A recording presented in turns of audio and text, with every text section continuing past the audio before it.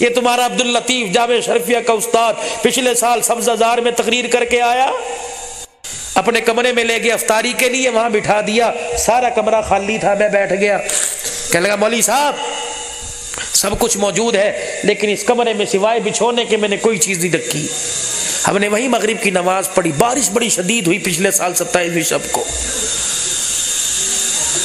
عبداللطیف صاحب رونے لگ گئے۔ میں نے کہا حضرت کیا پتہ ہے مولوی صاحب آپ کی معذوری کی وجہ سے مجھے ترس بھی آ رہا ہے کہ نیچے بٹھا رکھے، بار بار اٹھ رہے بیٹھ رہے ہیں، لیکن میں کیا بتاؤں جگہ بڑی برکتوں والی ہے۔ میں نے کہا کیوں؟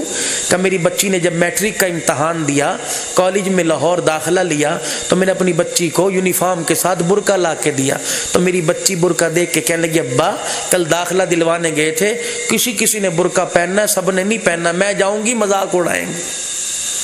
ابا نے برقع ہاتھ میں لے کے آگے کر دیا، کہنے لگے میں نے کہا بیٹی یا مذاق اڑوا لے یا باپ کی عزت بچا لے۔ اللہ اکبر کبیرہ۔ کہ بس میری بیٹی نے برقع لیا، چوما اور رونا شروع کر دیا، اندر چلی گئی۔ کہ مولوی صاحب وہ دن آج کا دن ہے، بیٹی کا صحیح طور پہ چہرہ میں بھی آج تک نہیں دیکھ سکا ہوں۔ مولوی صاحب تجھے کیا بتلاؤں، رات ہوتی ہے، میں اور میری بیوی چھپ چھپ کے دیکھتے ہیں یہ اللہ والی سوتی کب ہے۔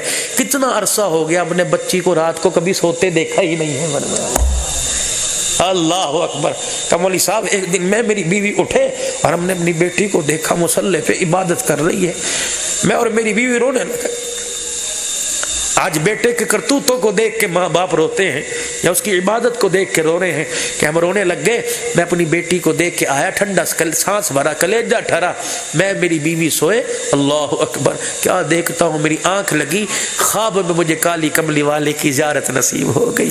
رحمت دو عالم صلی اللہ علیہ وسلم اس کمرے سے تشریف لائے۔